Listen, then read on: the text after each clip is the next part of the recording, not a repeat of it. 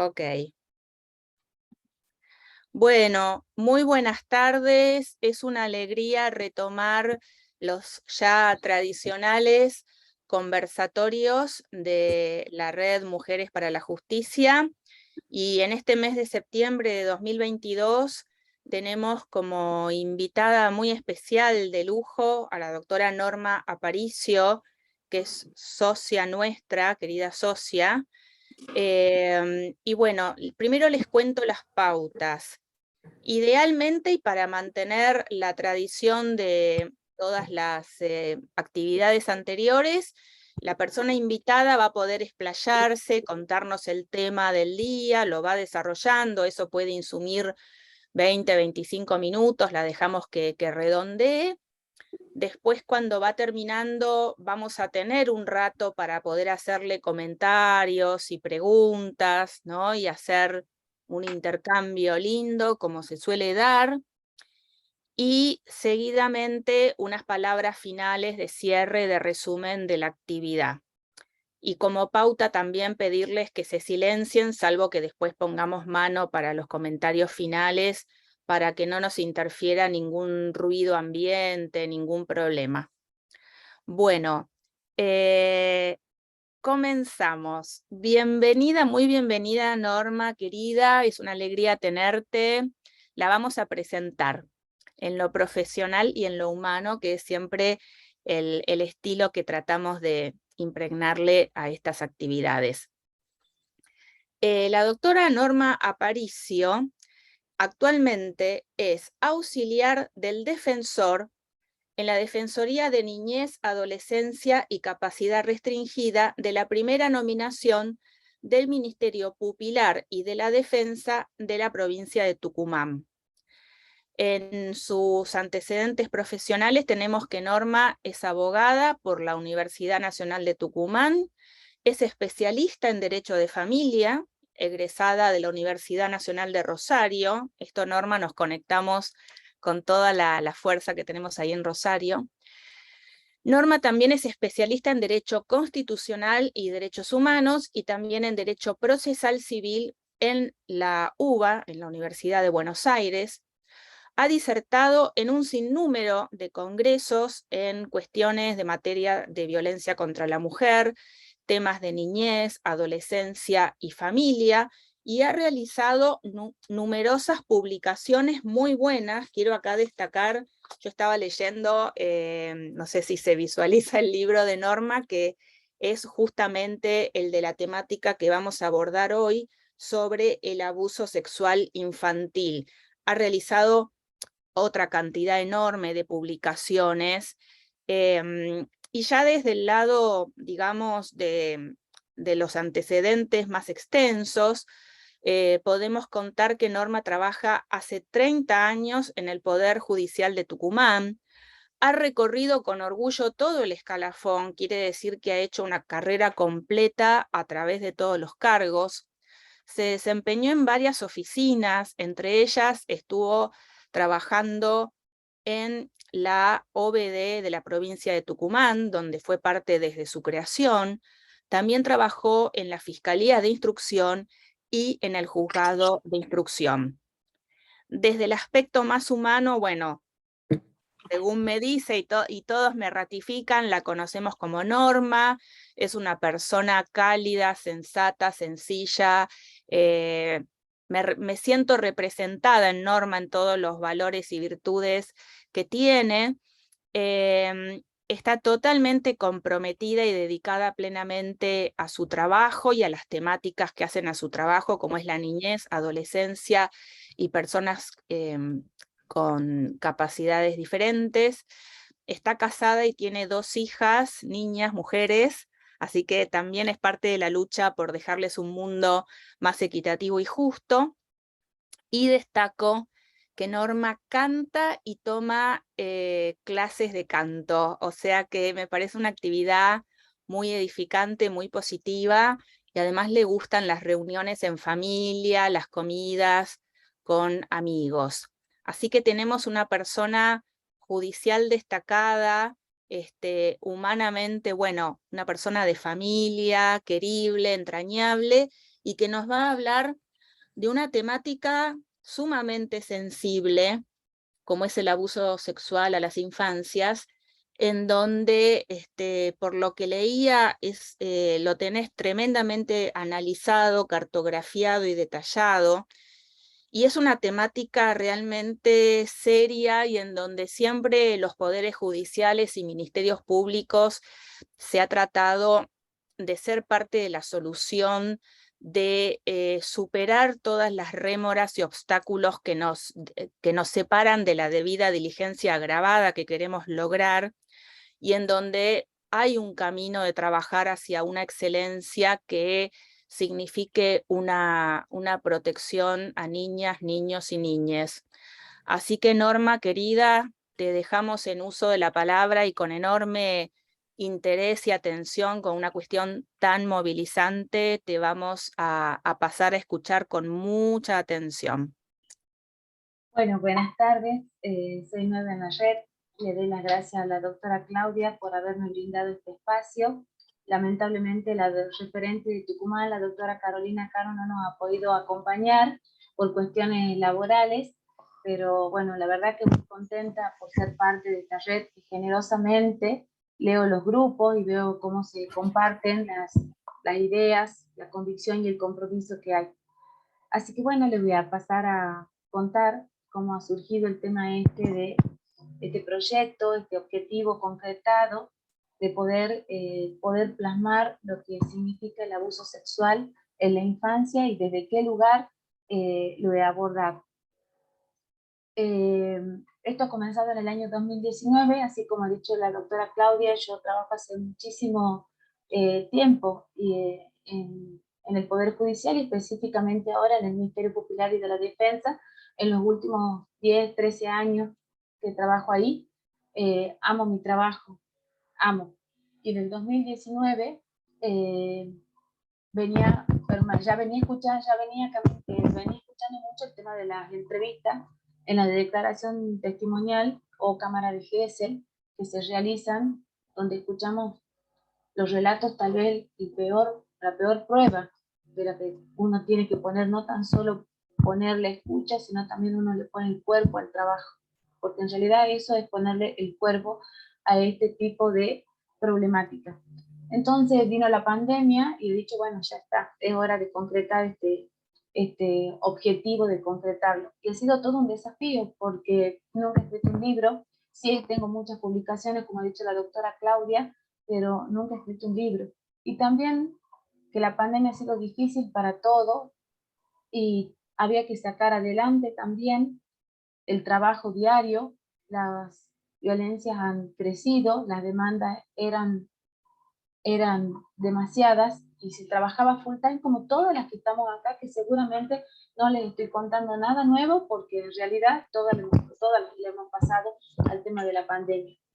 Y bueno, entonces ahí también es lo que me ha ayudado a sobrellevarla, a sobrellevar el tema de la pandemia, me ha llevado a hacer un recorrido con personas que hacen cosas diferentes, que yo he sentido que hacían cosas diferentes, que hacían cosas lindas, como conectarme con una ilustradora, como conectarme con un especialista en escritura, de tener que tratar de hablar esto de la interdisciplina, que para mí es fundamental. Me encanta trabajar interdisciplinariamente, me encanta, y he tenido que ir recabando información en relación al tema del abuso sexual.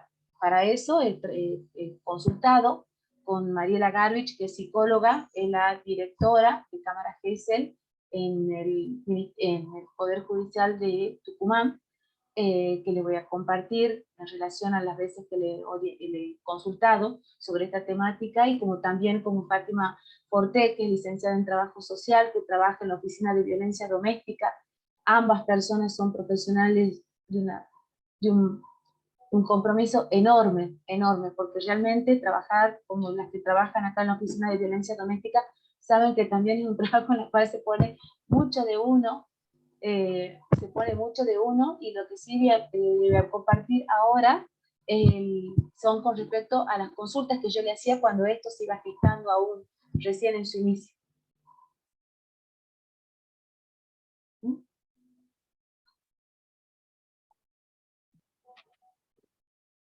Doctora, ¿usted me puede permitir para compartir pantalla?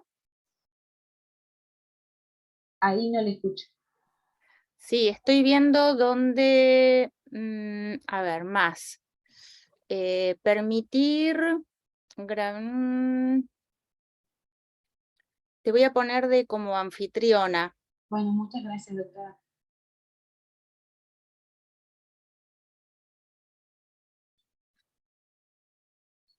Ahí vas a poder, teóricamente.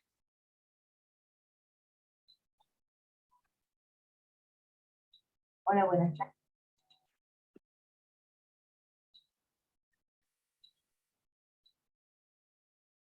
No, ahora.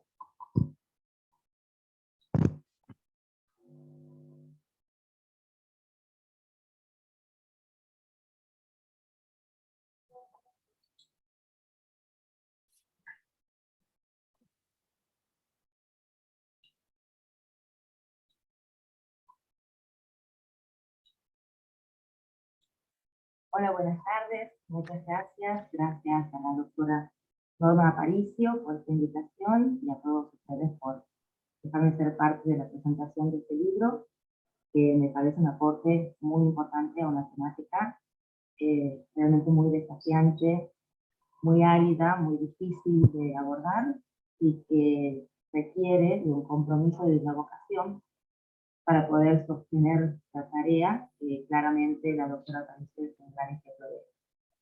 He tenido la suerte de trabajar con ella en estos muchos años, en diferentes áreas, tanto en el foro de familia como en el foro penal, y ese trabajo conjunto dio lugar a un trabajo interdisciplinario, colaborativo, y por supuesto a muchas conversaciones y muchas reflexiones mutuas acerca de las situaciones que se plantean, acerca de las dificultades que se encuentran, siempre poniendo el foco en los niños que deben comparecer a los estados judiciales como parte de situaciones muy, muy difíciles y muy dolorosas.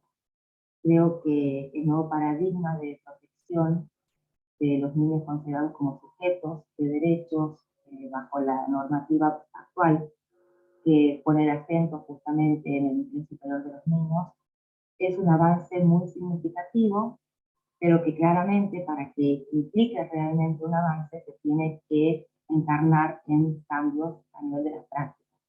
Y para que eso suceda, es necesario que seamos nosotros, los propios agentes que intervenimos en las causas, los que demos lugar a una posición crítica y reflexiva y que estemos permanentemente preguntándonos acerca de nuestras propias prácticas y en función de esas preguntas poder producir, porque a partir de la escritura es que uno puede realmente conceptualizar y de alguna manera transmitir esas reflexiones y esas creaciones que uno debe apelar en el día a día. Y por eso creo que este libro va a ser un aporte imprescindible, que es el fruto de mucho trabajo, mucha reflexión, mucho análisis, mucha generosidad y mucho compromiso. Así que bueno, felicito a Norma, le agradezco nuevamente esta oportunidad y los dejo con la autora.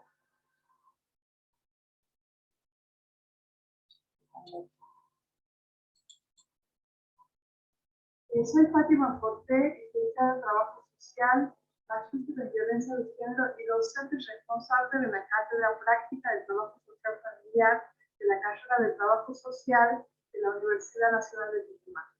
En primer lugar, me pareció muy importante contar con este valioso libro para sus lecturas por parte de los alumnos de la carrera de Trabajo Social, ya que resume en sus páginas un contenido sumamente importante y valioso para los alumnos de la carrera de Trabajo Social en proceso de formación. El libro, Una mirada integral sobre el abuso sexual infantil, está realizado a partir de la experiencia y el constante diálogo de su autora con otras disciplinas. Diálogo no solo académico, sino práctico en las intervenciones cotidianas. Enfatiza la mirada interdisciplinaria en la prevención y el abordaje de la más grave de las violencias, como es el abuso sexual infantil. Por su parte, El diálogo de su autora con el trabajo social como disciplina científica que aborda los problemas sociales con una visión centrada en las personas y el trato humanizado fue constante. La doctora Norma Aparicio menciona como relevante el aporte de la disciplina del trabajo social para promover una mirada integral, intersectorial y la dimensión humana sumamente necesaria para realizar intervenciones adecuadas en este grave problema social. El libro de la doctora Aparicio es un libro que interroga y da cabida a las distintas disciplinas que intervenimos en esta problemática multidisciplinar y multidimensional. Es un libro con perspectiva de derechos humanos.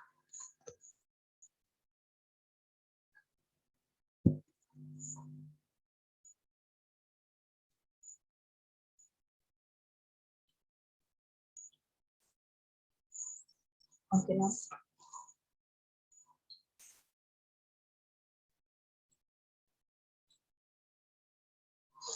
Bueno, ahora vamos retomando, estos son mis colegas del Poder Judicial, la verdad que son personas a las cuales yo respeto mucho, y retomando el tema de la investigación en cuanto a poder concretar el tema del libro, tuve que realizar una investigación sobre la infancia y me fui hasta la antigüedad.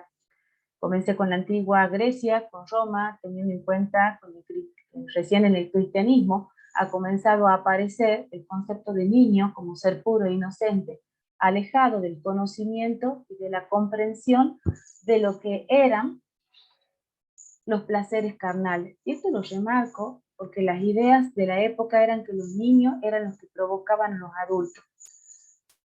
Luego llegó el Renacimiento y en el siglo XVII se empezó a reprobar moralmente el contacto sexual de adultos con personas menores de edad. Aún así, se le impuso la responsabilidad a las personas menores de edad, a los niños y adolescentes, de tener los avances sexuales. Avanzando un poco más allá, en los siglos XVII y XVIII habían surgido ciertas consideraciones sobre algunas situaciones de violencia hacia las niñas, los niños y los adolescentes, y en especial la física y la sexual, verificándose en el siglo XX y haciendo un salto hacia el año de la década de 1970, 1980, se vio renacer un problema del abuso sexual, la violencia doméstica y el maltrato infantil en general, y en todo lo que significa la problemática sobre la familia. ¿Quién ha traído y quién echa luz a esto y quién visibiliza? ¿Quién más sino los movimientos feministas, los que han podido visibilizar este fenómeno? Ya no era el hombre de afuera, grande, viejo, que aparecía desde afuera, que era el que abusaba sexualmente de los niños, sino que en su gran mayoría, por los informes estadísticos, los abusos sexuales ocurren en el seno de la familia. Las dificultades para una adecuada visibilización, concientización, tratamiento al problema del abuso sexual contra los niños, niñas y adolescentes jamás han cesado. Que hemos tenido avance, hemos tenido avance. Ahora bien, si bien hemos tenido muchas normas, tenemos y hemos tenido muchas normativas internacionales y nacionales, ahora la pregunta era, y lo que me cuestionaba era, ¿por qué con tantas leyes que tenemos, normativas internacionales y nacionales, aún falta poder llegar a cumplir esas respuestas hacia las personas que han sido víctimas de violencia sexual? Y esto sí que es muy difícil, y la verdad que sí que es muy difícil porque esto ha llevado a cuestionarme y esa es la invitación, es a poder reflexionar sobre las actividades que nosotros realizamos diariamente. Y es muy difícil porque soy una persona que trabaja de toda la vida en el Poder Judicial. Y esto es como poder hablar de la casa misma, poder hacer una introspección sobre la familia misma, teniendo en cuenta que soy una persona que trabaja de toda la vida en el Poder Judicial.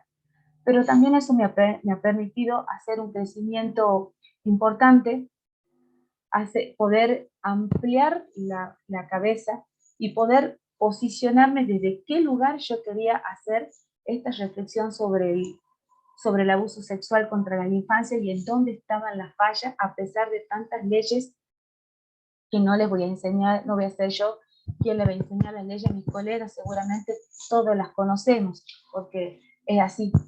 El caso es que sí hemos tenido avances, tenemos muchos avances, hemos tenido la ley PIASA, la ley de derecho al tiempo, y ahora está el tema de la imprescriptibilidad de los delitos. Nosotros acá en Tucumán tenemos un protocolo, y no es muy difícil, y la verdad es que no es difícil, sino que se requiere del compromiso y de la voluntad y de poder cuestionarnos nosotros, y a veces es muy difícil, y como es difícil cuestionarnos como familia, es difícil cuestionarnos como institución también, es difícil, y a veces los cambios no se logran de la noche a la mañana, sino que llevan mucho tiempo. Por ejemplo, nosotros tenemos un protocolo internacional, un protocolo que es para la atención, disculpe, no es internacional, es un protocolo para la atención de niños, adolescentes víctimas o testigos de abuso sexual en la provincia de Tucumán. Nosotros sabemos que el objetivo, entre tanto de este protocolo que se ha hecho en la provincia de Tucumán, es a los efectos de evitar una revictimización y que la persona que ha sido víctima de abuso sexual sea cuidada y se encuentre en todos los organismos que participamos, estuviéramos alerta a esas prácticas, a ese recibimiento de esa denuncia, a esa toma de conocimiento de la denuncia de abuso sexual. Pero es ahí que yo me pregunto, ¿qué es lo que hay que tener en cuenta? ¿Por qué nosotros hablamos de una permanente capacitación? Hay que ver la fecha del protocolo, porque el protocolo constituye una condensación de prácticas que por su probada eficacia admiten ser calificadas como buenas.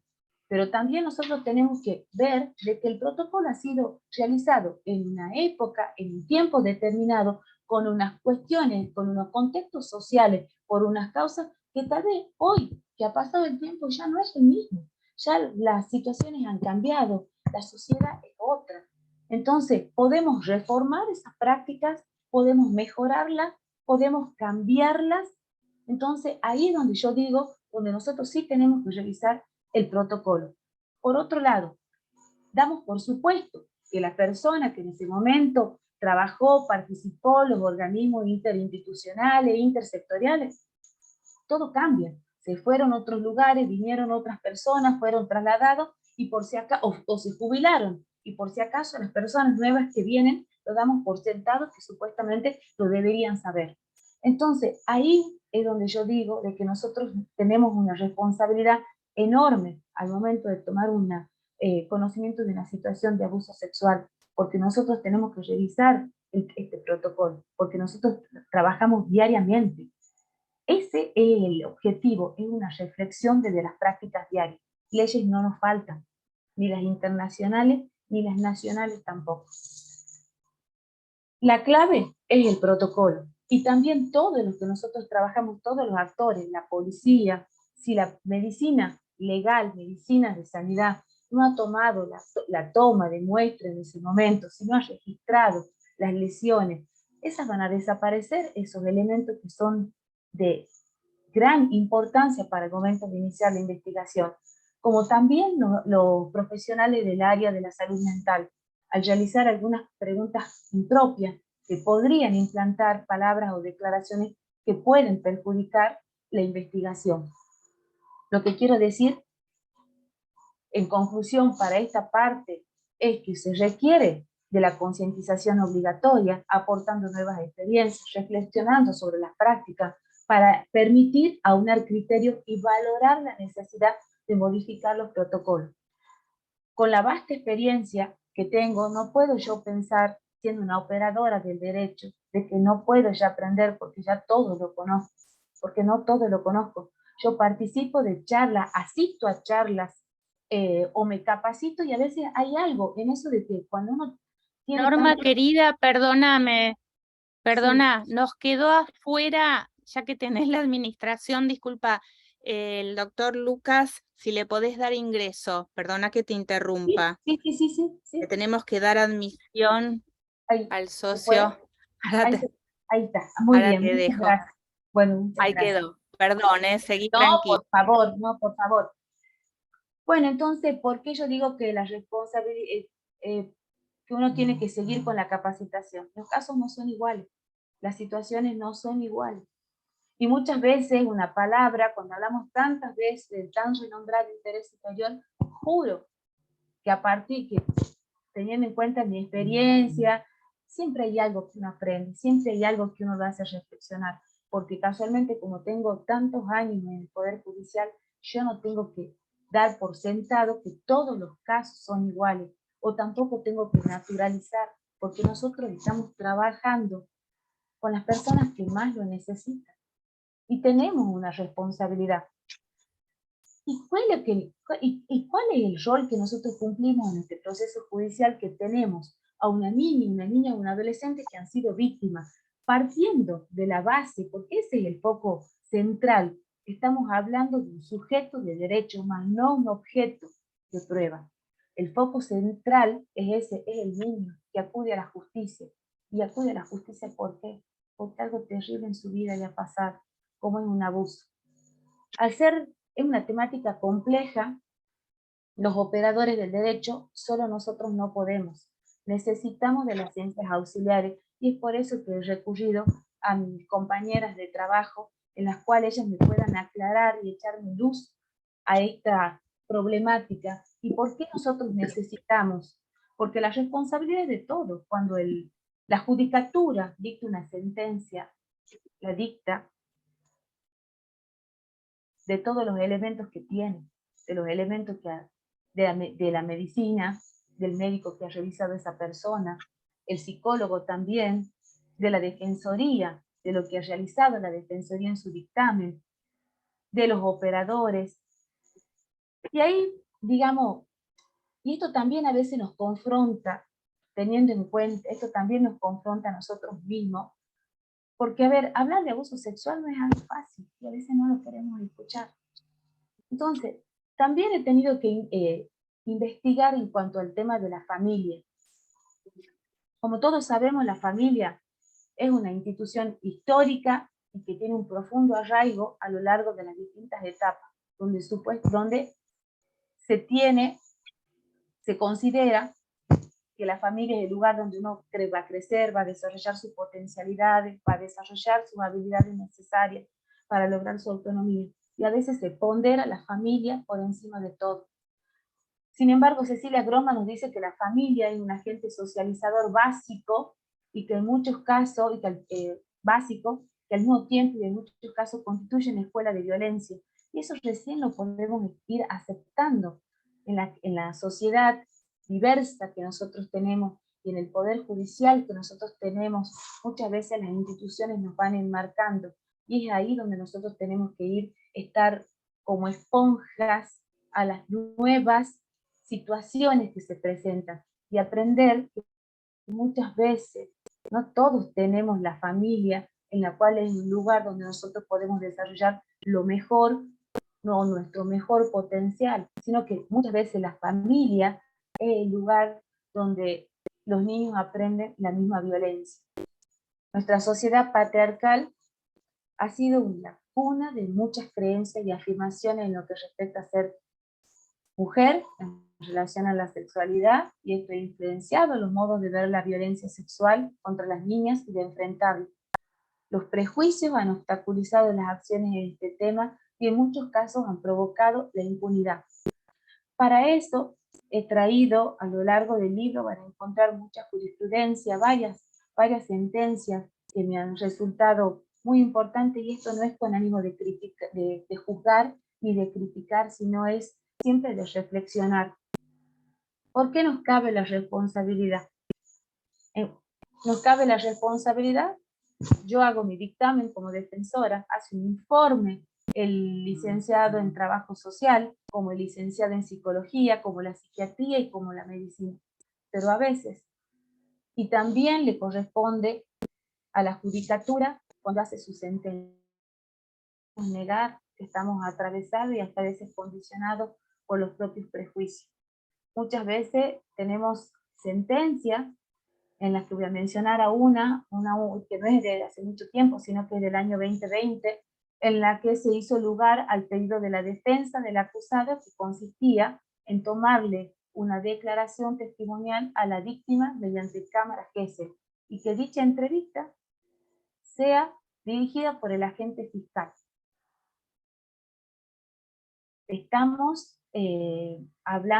venimos hablando de muchas normas internacionales y nacionales, venimos recorriendo hasta de cuándo vamos realmente a ponderar el interés superior del niño, de leyes sancionadas, y estamos en el 2020 y ocurre esto como que un agente fiscal estuviera habilitado para dirigir una cámara GESEL.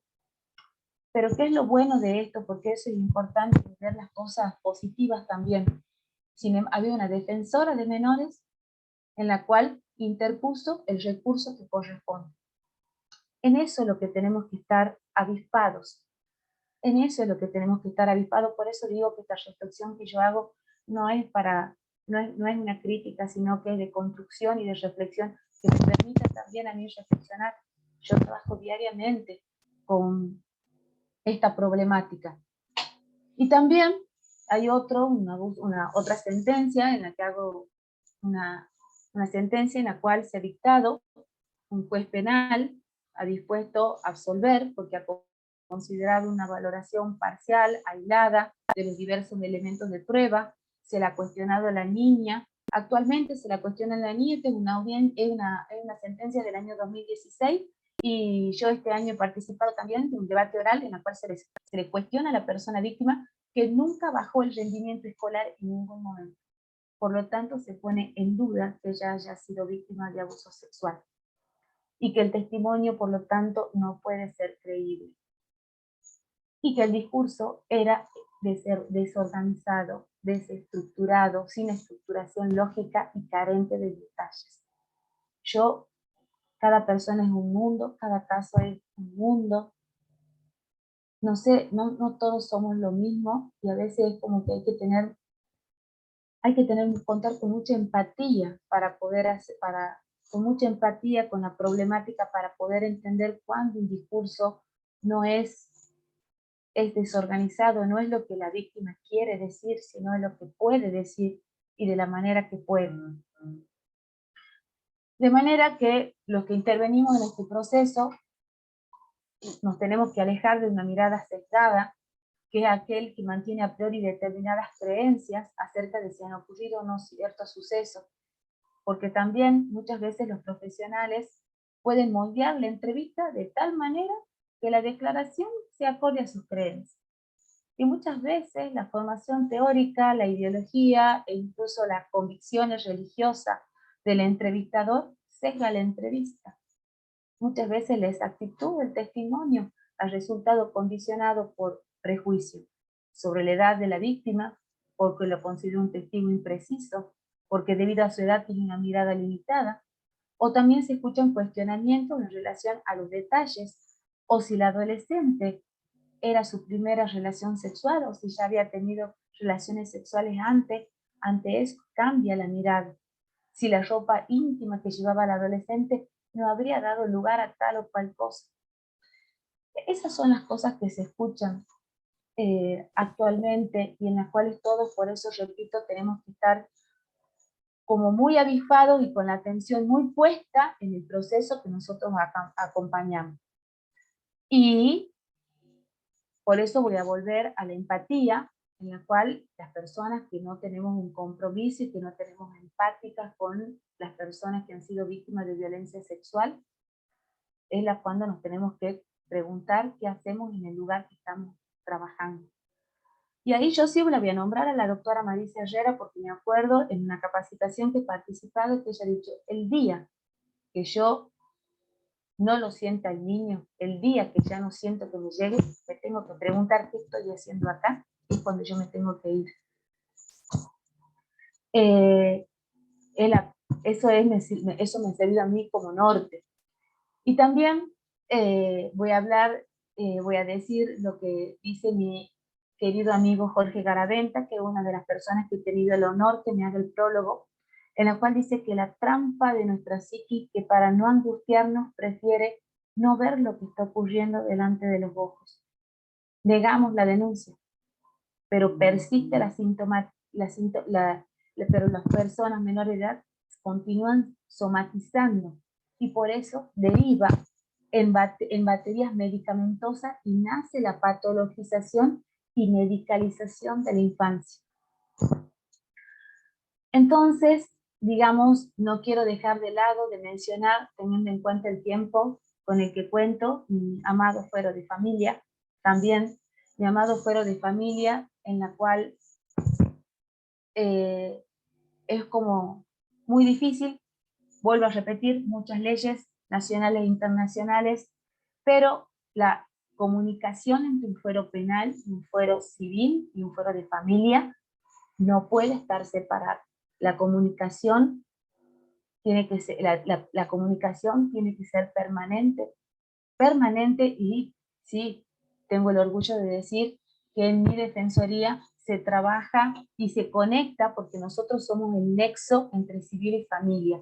Y también podemos ser, independientemente de penal y familia, porque sabemos que penal investiga el delito, pero intrafamiliar, pero también sabemos de que en familia continúa la problemática y que el juez de familia es el que debe intervenir.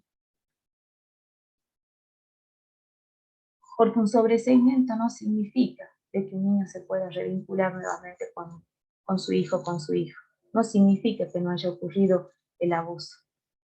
Y cuando nosotros le tenemos que brindar las herramientas y los elementos al juez de familia o al juez penal, le tenemos que brindar todas las herramientas necesarias para que tome una decisión. No lo podemos dejar solo al juez. Y el juez para tomar una decisión necesita de todos esos elementos. Es por eso que yo apelo y me interpelo también en base a de cuáles son mis creencias también, desde dónde yo tomo el rol que ocupo, y no ponderar por sobre todo el estado de familia. Y esto lo hablo desde el lugar del cuando me toca participar en una audiencia penal, como cuando me toca participar en la parte de familia, el tema de la vinculación, ponderar por sobre todo la familia sobre el interés superior del niño. Nosotros sabemos que a veces no se cuentan con las evidencias suficientes, que son escasas, o también de que se considera que el niño ha mentido, o la influencia de la madre. Entonces, a veces es como muy difícil, pero también sí tengo la bendición y la suerte de trabajar con juezas de familia, en la cual tienen un compromiso profundo con el tema de este tipo de problemática, en la cual tienen una mirada, independientemente que vayamos con la sentencia, se vaya con la sentencia, o que se haya mandado, o que cuente la jueza de familia con la sentencia del sobreseimiento. Aún así se realizan otros tipos de abordajes y de articulaciones para realmente poder revincular o no revincular si es lo que conviene. Creo que la función de los profesionales de la salud que intervenimos en nuestro proceso, debemos cuestionarnos permanentemente las teorías que aplicamos en nuestras intervenciones, las creencias y los supuestos desde lo que partimos acerca de lo que entendemos por ser una familia, por ser madre, por ser padre. Y sí, ya concluyendo mi exposición, voy a decir, en cuanto a las propuestas, la perspectiva de género es el camino. La judicatura me ha tocado este año recién, con juez penal, agradecerle a la persona, al adolescente que ha sido víctima de abuso, agradecerle, darle las gracias por haber podido hablar y poder investigar y poder haber llegado a una condena. Y también, y de eso, lo que yo veo de que también el niño, la niña adolescente está ocupando un lugar diferente, porque todos sabemos que la justicia penal es una justicia como que no está acostumbrado mucho a esto del niño, la niña, y que la niña o el niño intervenga, y como que a veces como que cuesta mucho.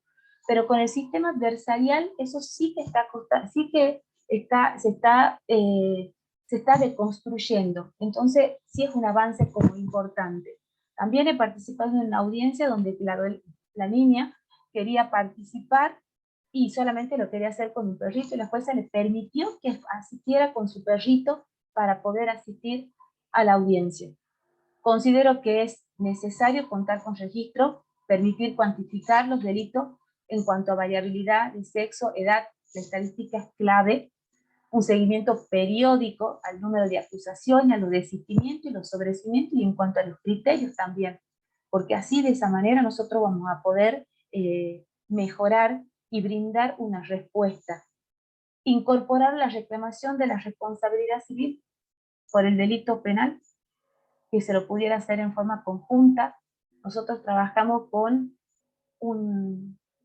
una gran cantidad de gente que no tiene la educación que uno ha tenido la posibilidad de tenerla. Explicarle, contar con un abogado, significa a veces como mucho desgaste para ellos porque a veces no entienden. Se podría unificar todo en un solo mismo lugar. El trabajo y el compromiso es conjunto porque se debe garantizar una protección especializada y la asistencia integral.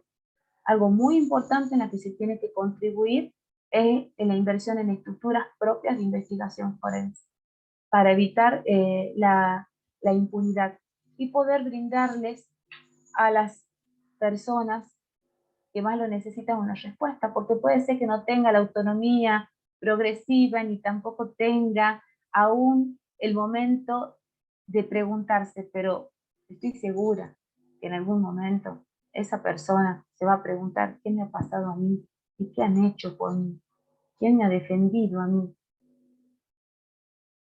Entonces, para concluir, una justicia humanizada tiene la posibilidad de conjugar la parte técnica con aquello que es inherente a la persona, que la hace esencial y que la convierte en un ser único. Así que bueno, muchas gracias.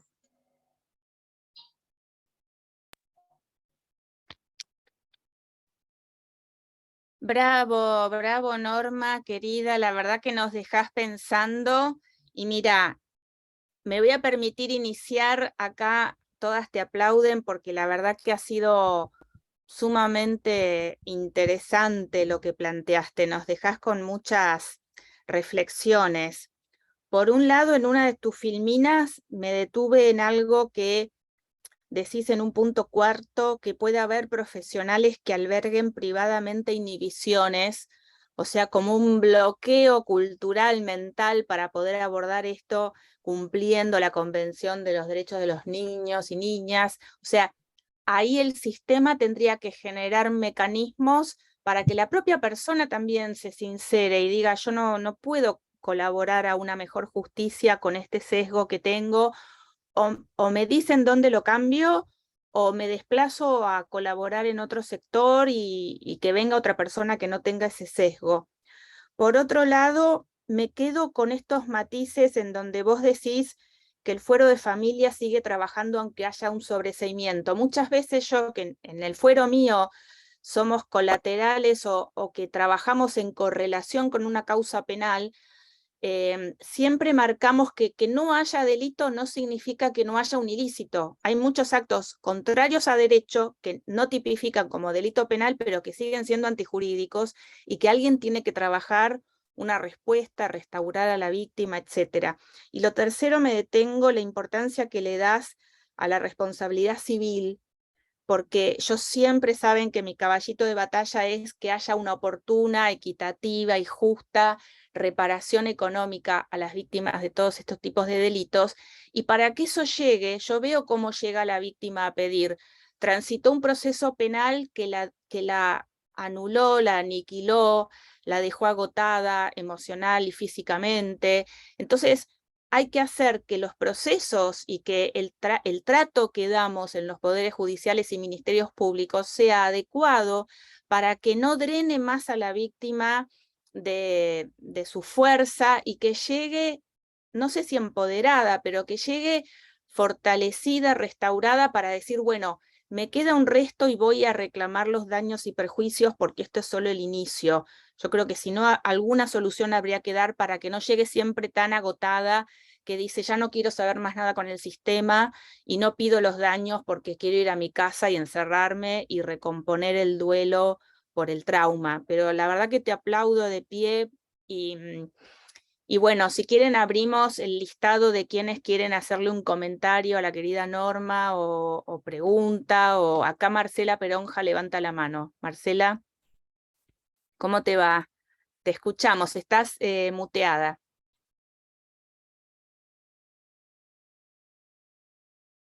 Claudia, discúlpame, ¿yo podría devolverte la administración para que por si Dale, cómo no, poneme, sí, ¿Y sí, eso sí. cómo se hace? Tenés que poner participantes, a la derecha te aparece en la nómina y cliqueás en mi nombre y pones administradora.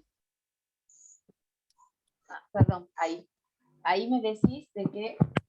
Claro, ¿Me lo cliqueás podés en repetir? mi nombre y pones designar como administradora. Ahí está, participante, ahí vamos a poner, ella es. Vale.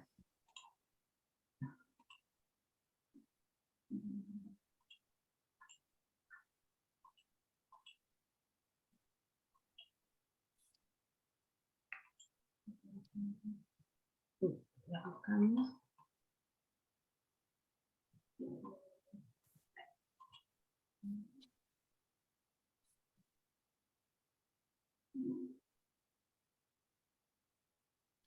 Acá Ahí. Mariana levantó la mano también. Si les ¿Cómo? parece, Si no la desmuteamos, ¿querés, Marcela, desmutearte y empezás con tu comentario? ¿me escuchan? Yo te escucho Sí, perfectamente. Sí. Bueno, buenas tardes a todas, un saludo a todas. Realmente un gusto y un gusto escucharte, Norma. Felicitaciones por tu exposición. Te cuento que yo soy asesora de menores acá en la provincia de Santa Fe. Somos quienes cumplimos una función muy similar en el Ministerio Público y bueno, tengo también a mi cargo lo que es el control de legalidad y por supuesto la participación en todos aquellos procedimientos como son las cámaras GESE. Y te escuchaba atentamente y compartía mucho la mirada de estas dificultades que de algo Claudia de eso adelantó también, como es el tema de la cementación del conflicto, porque en el área civil y en el área penal, en el caso mío, yo soy una funcionaria que estoy interviniendo en ambos ámbitos, pero que no solo la judicatura, sino en general el Poder Judicial no aborda conjuntamente, obviamente funcionalmente es distinto, y el conflicto se divide, ¿no? Se cementa y muchas veces pierde esa mirada integral y esa atención que realmente en esto es clave, no solo porque el sobreseimiento tenga que tener otra mirada en lo civil, sino aún una condena en lo penal, también el resarcimiento civil se encuentra completamente, totalmente separado. Así que simplemente reflexionar sobre eso, acentuar ahí el tema que en alguna oportunidad he tenido, valga la redundancia, de oportunidad de escribir el tema del abordaje integral en materia de niñez, porque no solo es una cuestión interinstitucional con los que es los organismos administrativos de niñez, sino que digo que también es intropoder, digamos, para nosotras mismas del Poder Judicial, no cementar el conflicto, no tener un abordaje tan individual de cada área, de cada materia, donde se pierde absolutamente mucho en la eficacia, ¿no? En la respuesta. Y que esto no tenía que depender de la voluntad, no es un voluntarismo del funcionario, funcionaria que esté en ese momento y en ese lugar, sino esto sistematizado, ¿no? Que debe estar realmente, que debería ser algo que esté organizado, institucionalizado, el trabajo y la forma de abordar. Bueno, nada más que eso, nuevamente felicitaciones, gracias. Muchas gracias, Marcela. Qué bueno. Pasamos a Mariana. Gracias, Marcelita querida, un saludo enorme. Pasamos Igualmente. a ver a Necochea, Mariana. Hola, Estás ¿cómo les- muteada. Ahí está, ¿no? ¿Me escuchan? Sí, sí. Buenísimo, buenísimo. Bueno, me da alegría verlas hace mucho, estoy bastante perdida, ando con mucho trabajo, tengo mi tribunal desintegrado y estamos complicados. Pero bueno, que no quería faltar estos temas, a nosotros nos tocan muy de cerca porque tenemos casos prácticamente juicios todas las semanas de abusos sexuales, en distintas intensidades y modalidades. pero bueno, yo hace ya desde el año 2009 que vengo juzgando este tipo de casos, así que coincido con todo lo que dijo Norma, la felicito. Su libro ya lo tengo, lo empecé a leer y lo vamos a citar en la sentencia. Y tengo muchas cosas para decir, tendría mucho para decir, porque hay muchas cuestiones que nos van presentando en los casos y como decía Norma, hay que prestarle mucha atención a la casuística. Hicimos construyendo un montón de criterios y herramientas porque lo que vemos es que hay una brecha entre los derechos en papel y la realidad. Y en el medio, los sistemas procesales, en lo nuestro, lo penal y lo procesal, responden a un criterio de igualdad como trato no arbitrario, pero no como a un criterio de igualdad como no subordinación de grupos desaventajados. Y yo creo que ese es el punto de partida. Además de la herramienta específica de la perspectiva de género, empezar a mirar las leyes con esa mirada, ¿no? Con esa mirada de 75 inciso 23.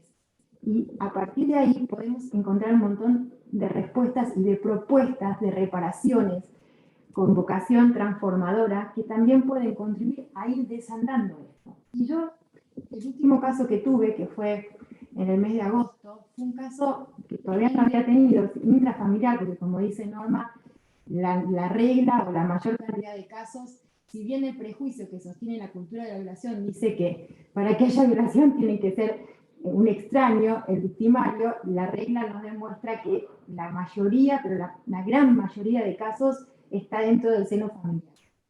El último caso que tuve era un padre adoptivo y nunca había tenido una cuestión de abuso de adopción. Y ahí nos pusimos a indagar con una nueva colaboradora que tengo en el tribunal, Analía, a ver qué hacer, qué hacer a partir de este caso, ¿no? Porque el Estado entrega a una niña a un padre que luego abusa de ella. ¿Y qué normas o cómo no poder prever o qué hacer para prevenir estos casos? Y entonces, el caso y el juicio por jurados hubiera sido muy interesante porque hubiera concientizado un montón. Ya estamos empezando a tener bastantes casos por jurado. Cambia toda la dinámica. Esto es para otro momento charlar porque hay un montón en cuanto al sistema procesal. Una cosa es el juicio oral y otra cosa es el juicio por jurados y las desprotecciones. Todo lo que tenemos que hacer extra los jueces y agarrarnos de un montón de documentos, de tratados, de cuestiones para interpretar las cosas, las normas y proteger a estos grupos tan vulnerables, ¿no? Porque además del género, cuando hablamos de niñas o de adolescentes, también tenemos que hablar de edad, muchas veces hablamos de discapacidad, muchas veces las interseccionalidades son, a veces hay embarazos de por medio, a veces, bueno, y todas esas vulnerabilidades no solo facilitan el delito, sino que también complican o ensucian o, digamos, se tornan en vulnerabilidades de la prueba y del proceso. Entonces, para eso, bueno, una de las cosas que nosotros desde el Vamos hacemos hincapié es en la intervención del asesor, no solo al momento de la declaración de la chica, sino ya es alega, objeta cuando hay tipos, es decir, trata de obtener toda la información de calidad necesaria para explicarnos en qué consisten estas vulnerabilidades extras que a la víctima la ponen en ese lugar, ¿no?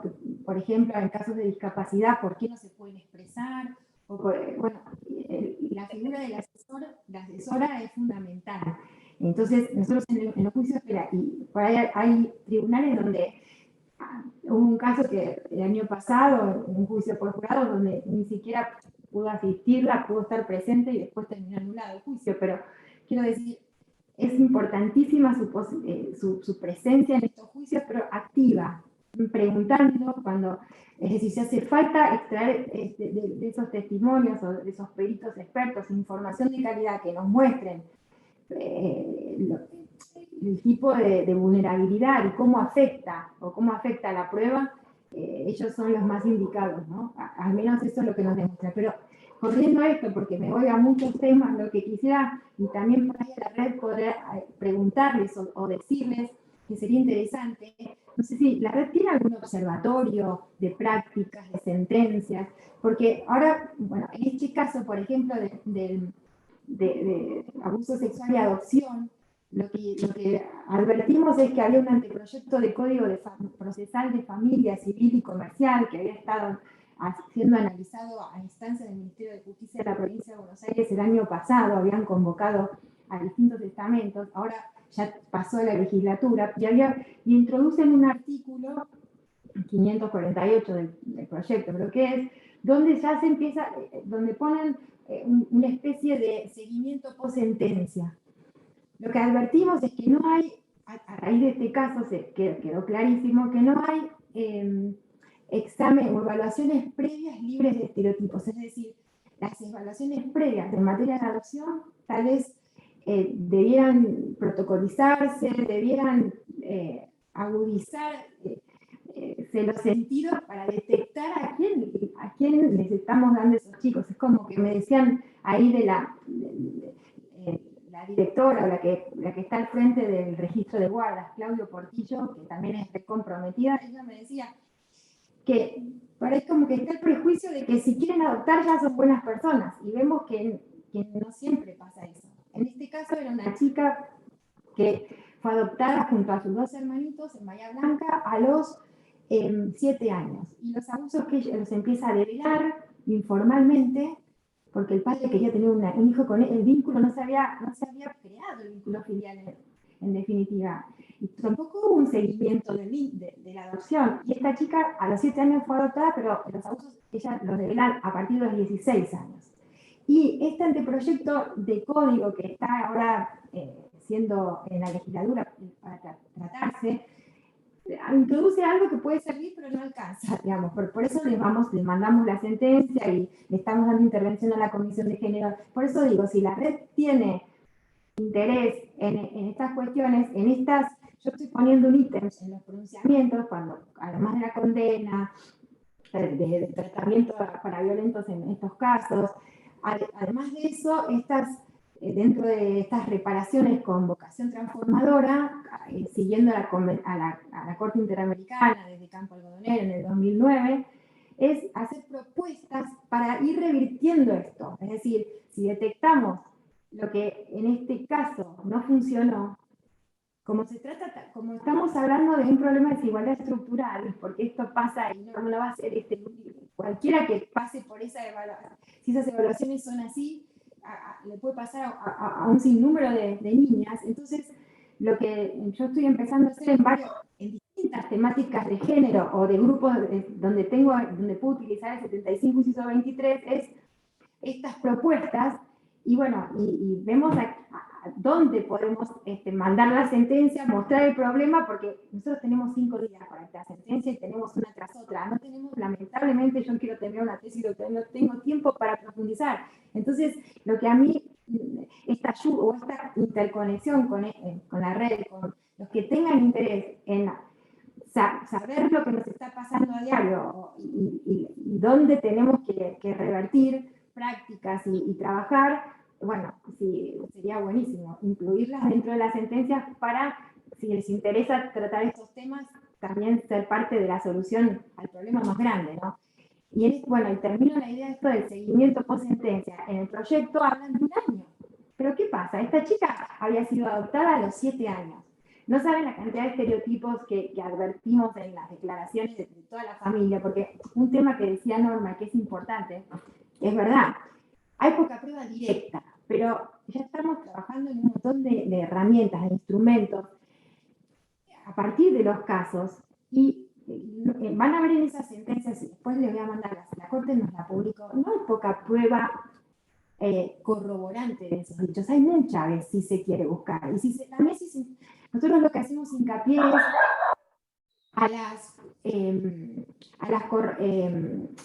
es esto que yo les digo del develamiento informal, ¿no? Esto y el proceso de develamiento es el contexto en el que se animan a contarlo, cómo lo van diciendo, a quiénes, ¿no? Todo ese proceso hasta llegar al develamiento formal a la Cámara GESEL o antes a la denuncia, ese proceso es riquísimo para convalidar o para corroborar no solo objetivamente el relato, porque a veces no tenés astrofísico, muchas veces, y no por ello, ese es otro de los prejuicios que sostienen la cultura de la violación, de que porque no está, no está forzada o porque no se resiste, no hay violación. Y hay un montón de casos donde no tenemos la prueba de eso, y bueno, y tenemos violación. Y bueno, pero esto tengo que volver a, estaba diciéndoles, y bueno, también nos sirve por el tema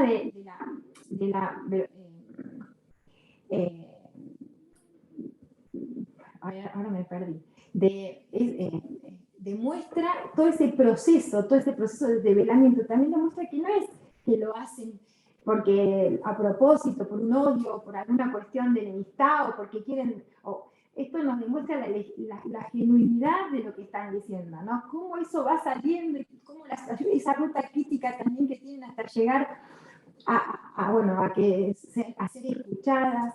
Bueno, la Cámara Gesell también es otro, hay un sinmundo de situaciones, tengo muchas cosas, mucha casuística para contar, cosas por resolver ahora, también es para charlar profundamente, pero por ahí lo que me interesaba dejarles era el tema de las reparaciones con vocación transformadora, porque a partir de ahí nosotros podemos ir trabajando con los casos, lo que nos van mostrando los casos, y a partir de un caso podemos darle después respuesta o anticiparnos a un montón de otros. Entonces, bueno, no sé, me quería como dejarles eso de, no sé, algún observatorio, alguna de prácticas o lo que sea, y para así como ir enderezando los problemas y, bueno, ir buscándole entre todas soluciones, ¿no?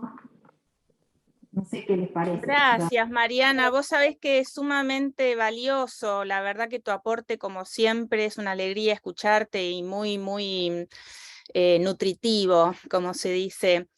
La red es realmente una usina que está trabajando las 24 horas, 7 días a la semana. No nos para los días inhábiles ni los fines de semana para ayudar a que haya mejor justicia.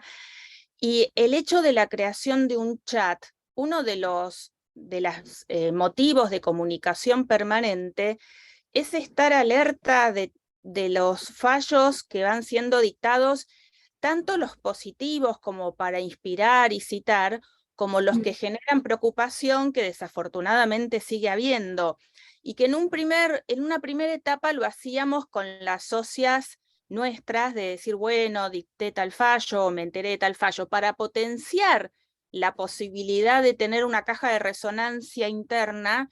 Nos hicimos un convenio con un portal que se dedica a conseguir fallos e información, inclusive cuando hay alguna provincia donde se publica una noticia que conmueve a la sociedad, ellos consiguen el fallo, se toman el trabajo, llaman al juzgado, consiguen el texto y nosotros lo difundimos internamente para que uno tenga el insumo técnicamente de primera mano. Teníamos conformada una comisión de jurisprudencia.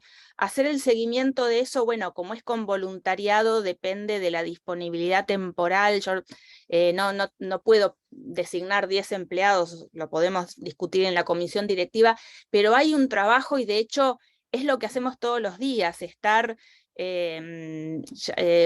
nos llama la atención porque además estamos en comunicación permanentemente con España, con Perú, con Colombia, con México, con Chile, con varios países en donde nos dicen fallos preocupantes de ellos y ellos van siguiendo los nuestros, como el caso de Lucía Pérez de Mar del Plata y toda la apelación y en qué medida se puede hacer un fallo con mirada de género. Así que es nuestra razón de existir, pero vamos a redoblar los esfuerzos por hacerlo, por sofisticarlo y complejizarlo más, porque nos damos cuenta de que es sumamente necesario, ¿no?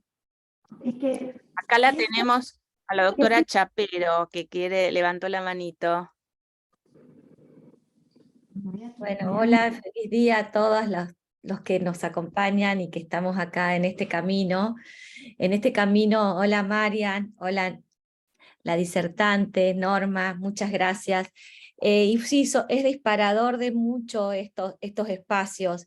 Y yo un poco es para como que se plasmen materialidades. Y siento que el modelo del trabajo en red, del decálogo, que ese es el camino, que entonces tomar, por ejemplo, el tema de adopción y abuso sexual.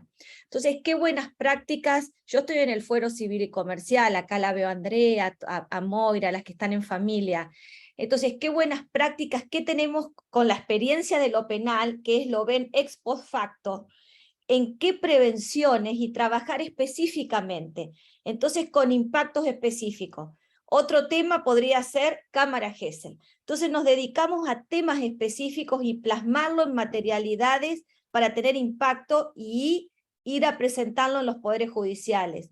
Y eso me parece que el trabajo es con taller, que esta vía nos permite, como lo trabajamos, al decálogo. No sé qué les parece, digamos, como despertar para que se materialice, porque está bien, es fantástico lo de la publicidad con el portal que tenemos aceitado y eso también hace a las buenas prácticas, pero trabajarlo bien con la experiencia de los que están y lo que están viendo, las cosas que estamos haciendo mal para prevenir el daño, ¿no? Que es una de las grandes funciones hoy con el nuevo Código Civil y Comercial, el deber de prevención. ¿Cuánto desde el Estado podemos prevenir si abríamos los ojos antes en esa y no entregar al lobo para que cuide al, ¿no? Estás muteada, Clau. Excelente, excelente, Mario. Acá ya la misma querida Norma Aparicio te dice que sí, que es una buenísima idea y lo vamos a materializar con el dinamismo que nos caracteriza, que vamos siempre buscando, porque además el problema de una puede ser que otra en otro lugar detecte que le sirve esa problemática. Nos está pasando a todas y todos cosas similares y estamos en una etapa de transición hacia una mejora, ¿no? Así que sí, esas cosas no puede ser que en el marco de una adopción, yo desde el punto de vista de que tengo que ver el cumplimiento del rol del Estado y dado que hay agencias estatales involucradas, tiene que ser impecable y blindado el comportamiento administrativo en la gestión y judicial, ni qué decir, tiene que ser técnico. Así que sí, me gusta esa cosa tópica de empezar a identificar problemas concretos y trabajar por ahí, ¿no? Sí, sí. Gracias, Mario. Siempre, siempre lúcida, vos y práctica. Y a ver, acá la tenemos a Moira, a Luz. Andrea habría levantado la mano, pero la bajó. Vamos con Moira, si les parece. Bueno, A ver, o Andrea querías hablar. no hay problema porque vengo coincidiendo, pero le cedo la palabra a Moira. Bueno, gracias, ¿cómo andan? ¿Cómo les va? Feliz día para quienes estamos festejando el día, que yo la verdad nunca me termino de enterar dónde está el corte, de quiénes estamos dentro de los que festejamos hoy, los que festejan otro día, no sé qué. Bueno, coincido, como decía recién Andrea, coincido con lo que se estuvo hablando. Y lo que pensaba de lo que decía Mariu recién, que quizás el primer tema que se puede llegar a tocar es esto que trajo Norma y que trajo Marcela después, de la vinculación y el trabajo coordinado entre los fueros penal y de familia. Eso lo hemos intentado trabajar en la provincia de Río Negro. Una de las reuniones que tuvimos del 8M, intentamos como esbozar algo que me parece que lo presentamos ante el Superior Tribunal, porque bueno, uno de los temas convocantes era esta cuestión, ahí no lo hablábamos del tema de abuso específicamente, lo hablábamos del tema de las denuncias por violencia, pero que son, para el caso es lo mismo, porque son temas que se interrelacionan muchísimo, y no conseguimos para nada como poder avanzar en el Poder Judicial. Y es un tema que es indispensable. Yo lo he trabajado incluso en algún artículo que tengo publicado, y estaba viendo el otro día el último libro de Aida Kemmelmacher, que también habla sobre violencia, que también habla de este tema y de la importancia de la interrelación, porque me parece que es fundamental esto de pensar que muchas veces se equivoca en la estructura de algunos poderes judiciales que están trabajando el tema como de unificar fueros, que trabajamos, como decían recién, no me acuerdo quién decía, que trabajamos cosas distintas. El penal trabaja esta cuestión del hecho pasado. En familia trabajamos esta cuestión de construir a futuro, ¿no? Construir, en este caso que hablaban las relaciones adoptivas, tenemos que pensar como en otra cuestión, ¿no? Reconstruir también, ¿no?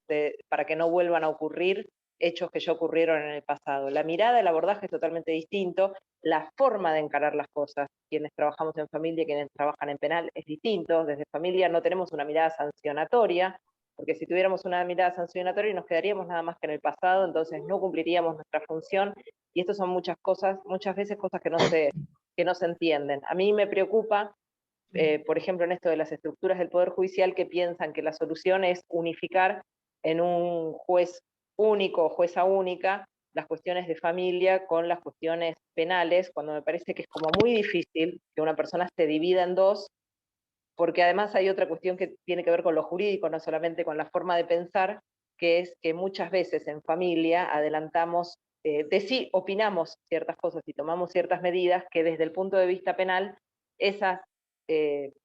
esos comentarios o esas medidas que tomamos son adelanto de opinión, si estuviéramos pensando desde la sanción. Entonces es un prejuzgamiento cuando desde el derecho de familia tenemos como otra cintura para decir otro tipo de cosas. Entonces es como muy difícil unir en una misma persona. Y ya tenemos varias provincias que vienen con este tipo de abordajes, con la idea medio como de andar reproduciéndolo. Yo no lo veo como lo más positivo, y veo justamente que lo más positivo tendría que ser en trabajar no con fueros estancos, que es esta idea tradicional de organización del Poder Judicial, donde en civil no tenemos nada que ver con el penal, sino que quizás de repente nos juntamos a no sé, organizar ciertas cosas con quienes hacen civil patrimonial, y acá la cosa pasa por otro lado. Hay que romper las barreras entre los fueros, trabajar y generar grupos de trabajo. Quizás lo que se puede hacer es pensar una especie como lo que hicimos con el decálogo, porque el protocolo no iría, porque tendríamos que, digamos, las distintas dificultades con las organizaciones de las distintas provincias, porque en algunos lados da más para trabajar con lo que son juzgados en sí, o con las fiscalías, depende del sistema de trabajo que tengan en penal, pero sí quizás armar como una especie de decálogo y a ver si desde ahí se puede introducir a los poderes judiciales como para empezar a advertir sobre esto, porque vienen como muy, muy ciegos los poderes judiciales con este tema, y lo estamos viendo, digamos, yo acá en Río Negro, lo dijo Marcela de Santa Fe, lo dijo Norma de Tucumán, digamos, es una problemática que la tenemos en todo el país. Entonces, quizás de esto que estaba diciendo Mario recién, eso podría llegar a ser como un punto concreto como para arrancar. Eso. Gracias, Moira querida, siempre tan lúcida vos, gracias. Obviamente vos tenés una mirada única y lo que estás viendo es una modulación de ultra especialización, donde, como decís vos, hay que articular y no mezclar y hacer un gran guiso donde salga cualquier sopa. Esto que marcaste bien de que hay cosas que se pueden decir en el ámbito civil, pero que serían inapropiadas o antijurídicas en el ámbito penal y viceversa, les hace como calibrar ese instrumento tan fino, y es muy bueno que lo hagamos y que nos sentemos y que lo remarquemos, que veamos que estamos en la misma frecuencia de onda, ¿no? Así que vamos a trabajar en eso va a ser, con esto, chicas, colegas, amigas y amigos, estamos forjando la agenda futura de la red. Se dan cuenta que ya uno tiene temática para los próximos meses, para los próximos conversatorios, es como que nos orienta. Y nos va quedando Andrea, que la habíamos postergado y no queremos, que la queremos mucho, la doctora Andrea Brunetti, y después Vanessa levantó la mano. A ver, Andreita, Sí, querida. sí, la verdad que agregar algo a tantas cosas tan claras que se han dicho, coincido totalmente con Moira. Tenemos una visión totalmente distinta. También adhiero a la propuesta de trabajo de Mariu. Y bueno, Norma, Mariana, seguramente no me conocen, también soy jueza de familia en Rosario, provincia de Santa Fe, en la misma provincia de Marce.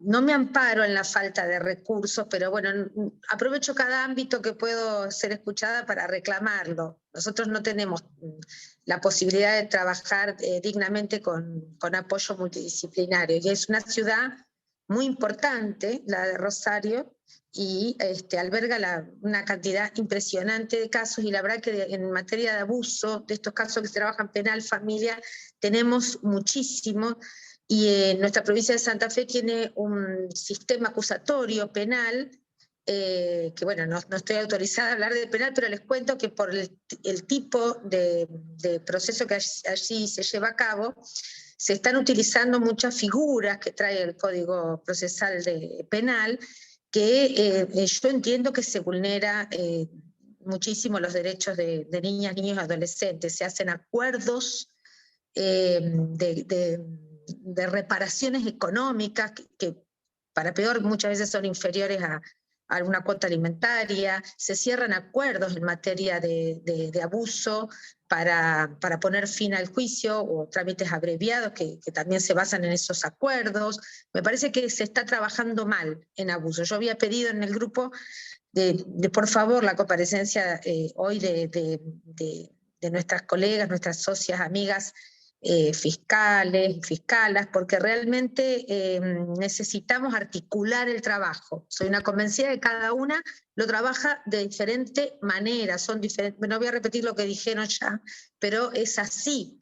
Cuando hay una denuncia de abuso sexual, ya sea que se pasó por penal o se la tiró así en algún proceso de familia, explota una bomba, y yo siempre digo que las esquirlas van para todos lados. Entonces, por más que en el proceso penal se resuelva lo que se resuelva, la bomba en familia estalló.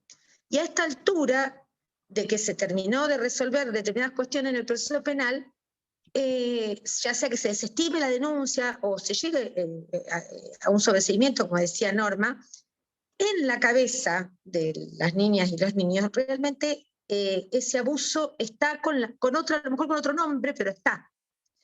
Y hoy estamos viviendo situaciones muy complicadas porque viene la otra parte, que son las revinculaciones, porque en el mejor de los casos que no haya existido el abuso, o se determine que no existió el abuso, toca en familia trabajar esto de que entonces, bueno, hay que revincular. ¿Y cómo revinculamos? Porque ahí también es todo un tema. Si se desestima una denuncia penal, ¿revinculamos? Primero. Segundo, si hay que revincular, lo va a decir la multidisciplina o la interdisciplina, no lo va a decir la jueza de familia. Nosotros estudiamos derecho, entonces lo vamos a resolver. Y si hay que revincular, ¿cómo revinculamos? Y la verdad que eso también para mí es un tema muy importante que tenemos que trabajar, o sea, desde el principio, desde todo un trabajo preventivo, de protocolo, de que nosotros aquí carecemos de protocolo, incluso carecemos de protocolo de escucha de niños, carecemos de muchas cosas, carecemos de un código de procedimiento civil en materia de familia que realmente está totalmente modificado. Bueno, necesitamos muchas cosas. Yo creo que podríamos trabajar, tal vez, no sé, pensaba, ¿no? Mientras las escuchaba, por un lado está el trabajo en el protocolo, por otro lado está el trabajo en cómo articular, por otro lado también está en qué hacemos como red para procurar todos los medios que necesitamos para poder afrontar la resolución de estos casos que son de los más gravísimos, ¿no? Bueno, espero haber sido clara. Gracias, Andrea. El otro día ustedes saben que con motivo de peticionar que sean paritarias las designaciones en el Ministerio Público en Santa Fe, le dirigimos una nota al señor gobernador Perotti. Por suerte en el día nos contestaron diciendo que la habían recibido y estamos haciendo el seguimiento y estamos insistiendo, es la quinta nota que mandamos. Puede ser la sexta, un proyecto de aprobación de partidas para el tan necesario equipo interdisciplinario para tu jurisdicción, tu circuito, para decirlo en términos así, y todo lo complementario que haría falta, inclusive proponer un código modelo de familia, ya que hay provincias que lo tienen, y buscar puntos en común y decir, bueno, todos comparten tal aspecto, proponemos que la legislatura trate algún articulado similar, si lo quieren adaptar a alguna cuestión local. O sea, es muy bueno, Andrea, porque con esto vamos a empezar a hacer un documento de posición, ya más o menos se va moldeando y podemos empezar a hacer gestiones o continuar gestiones para hacer las solicitudes ante las instituciones pertinentes y que tomen cartas en el asunto y vean que necesitamos que se hagan estos cambios y adaptaciones, ¿no? Acá me queda, bueno, gracias Andrea de nuevo, siempre tan lúcida. Vanessa, y después la tenemos a la querida Mónica, Marisa Mónica Malvestiti, que levanta la mano. A ver, Vane, querida, ¿cómo te va? Llegaste justo, qué lindo tenerte. Pero por suerte corrí. Gracias, Norma, porque estuvo muy lindo, estuvo muy bueno lo que dijiste. Nada, no quiero decir, solo tirar una idea. Pensaba mientras todas ustedes hablaban, yo soy secretaria en juzgado penal. En penal básicamente se administra violencia, no es, y como ya dijeron, nosotros llegamos después, no llegamos antes. No trabajamos sobre la prevención, como decía María Eugenia, sino trabajamos con la reconstrucción de un hecho ya que provocó un daño. Entonces, pero bueno, nosotros, el proceso penal tiene un gran problema, que es que no se hace cargo de las víctimas. En general, le cuesta mucho resolver los colaterales de las víctimas. Tiene una mujer detenida y se olvida que esa mujer tiene niños, tiene a una familia entera detenida y se olvida que hay niños en una casa que jamás controla a quién se los dieron, quién los cría, cómo los cuida, cómo se mantienen, si van o no al colegio. O sea, tiene muchas de esas cuestiones. Ni qué decirles en las causas de apropiación, o bueno, como que tiene mucha complejidad. Y pensaba en esto que estaban diciendo, creo que es, en mi experiencia al menos, yo nunca trabajé con casos de abuso, sí de otro tipo de violencias, que la interdisciplina siempre es el camino y que contribuye mucho.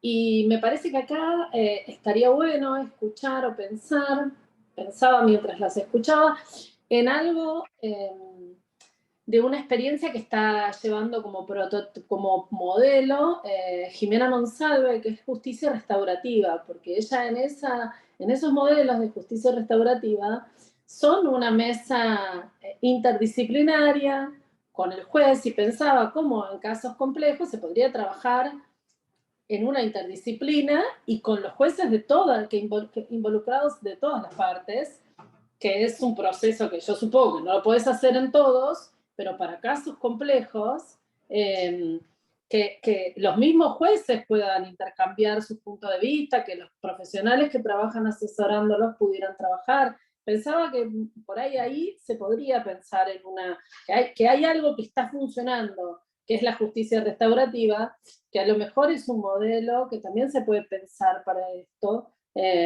cuando deben intervenir tantas personas, tantos jueces sobre las mismas personas y sobre la vida de esas mismas personas.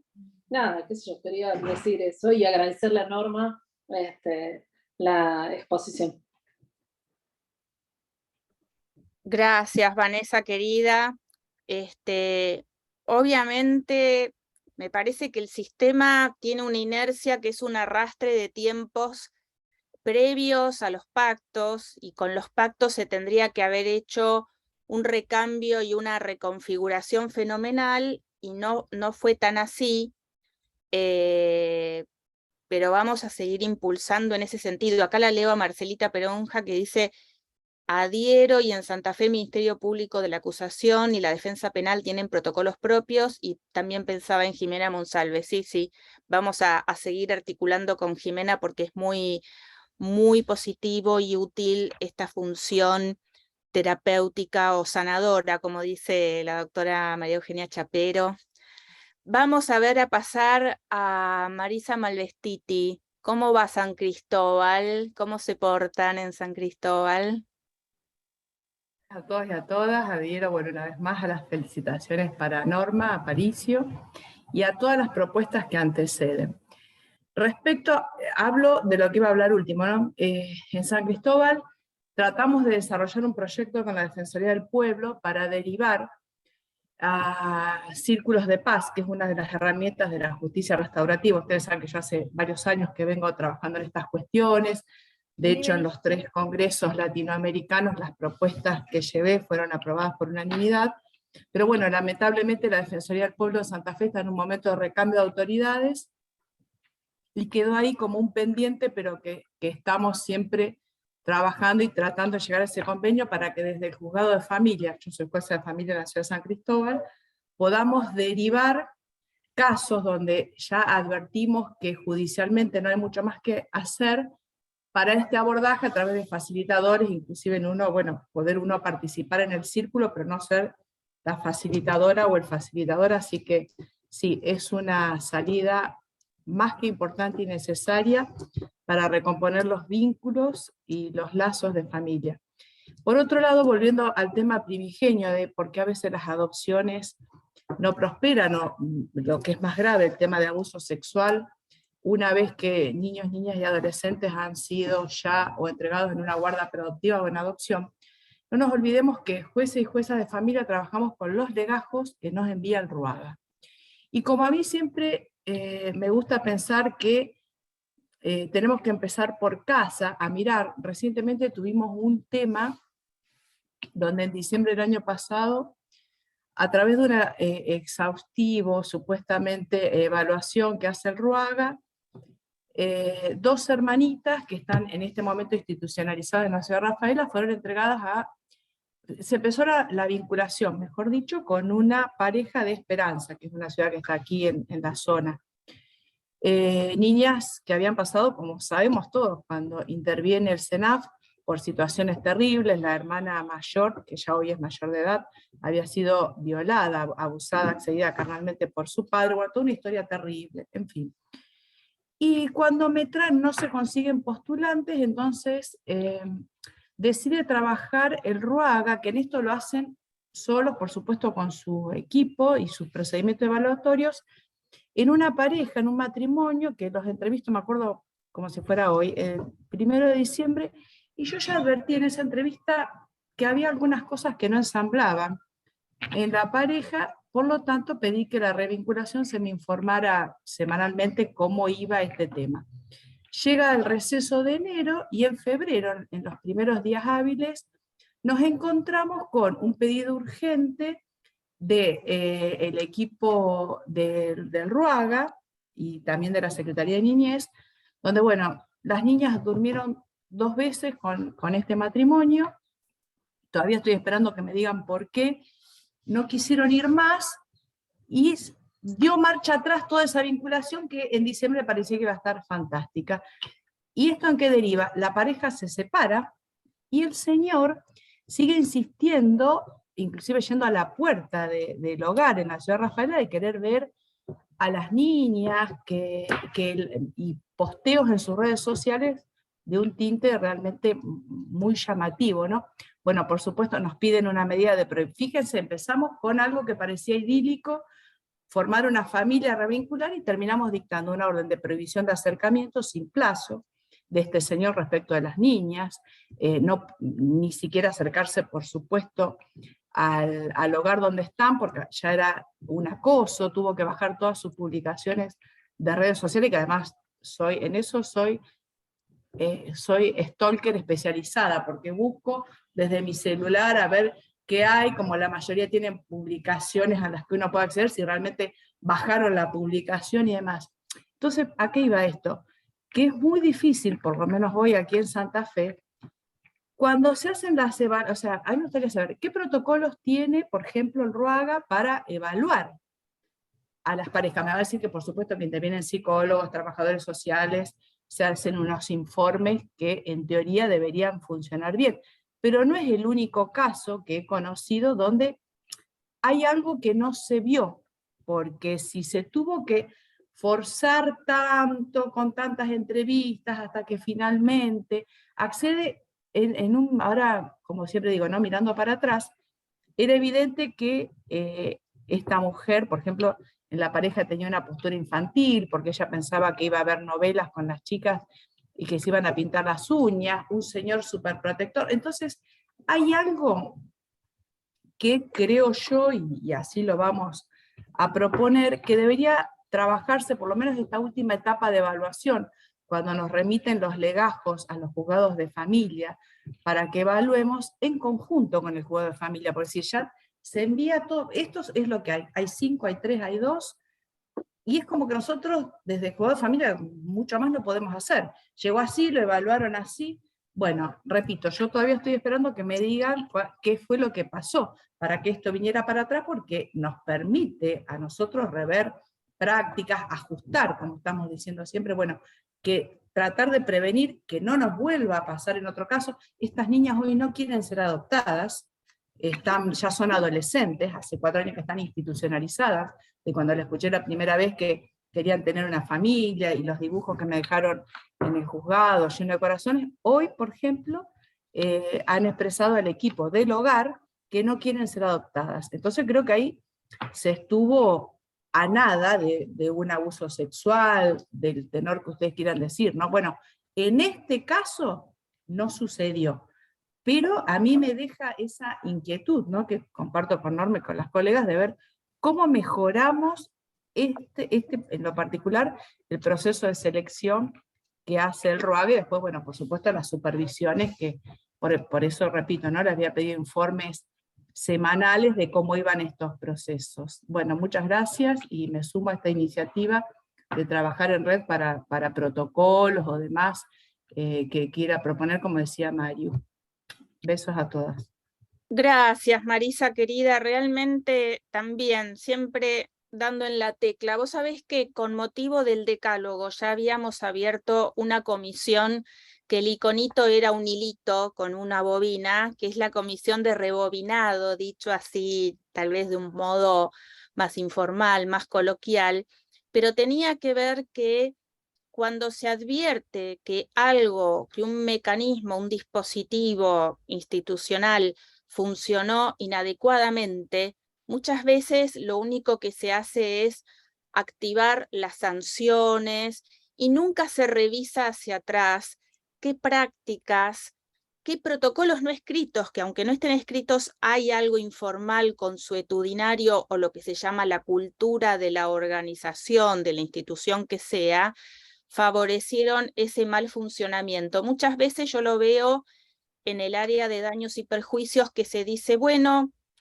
pague, listo, no me importa, que pase el que sigue, y cambiamos, damos vuelta a la hoja, cuando había que, y esto yo lo pedí en un expediente justamente en un tema de menores, que el CENAF tenía una institución, un niño institucionalizado y fallece ahí siendo menor de edad, y condenamos a pagar, pero lo que yo dije es que había que rebobinar y ver qué falló, y revisar sobre todo preocupantemente si es sistémico y estructural lo que falló, como en el 99% de las ocasiones vemos que es algo que si yo no lo detengo ahora, es casi seguro que se va a repetir con otra niña, niño o niñe. Entonces vamos a reactivar y poner mucha potencia en esta comisión de rebobinado, de decir, acá en este lugar se hace esto así no se puede repetir, volvamos para atrás y digámosle a la operadora, al operador, que esto que le sale por inercia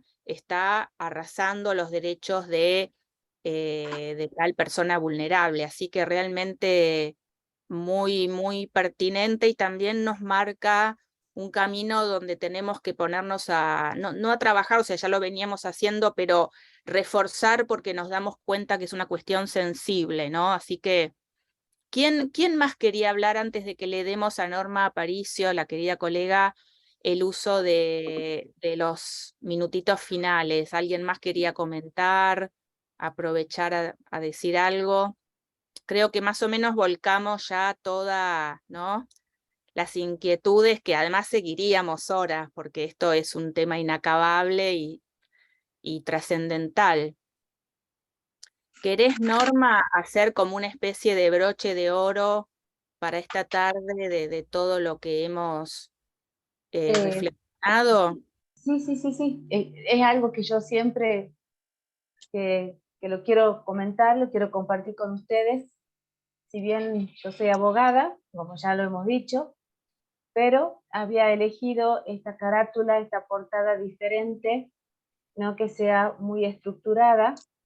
Los niños tienen un significado están sentados en una rama, abajo está la justicia de los hombres, y los niños están acá, esperan y tienen arriba el cielo.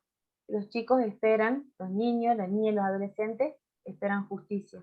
Y el cielo es la esperanza. Así que por eso ha sido la elección de la ilustradora que ha trabajado conmigo, y aprovecho la oportunidad que gracias a Moira, que una vez compartió una publicación en el Facebook, pude dar con una excelente ilustradora.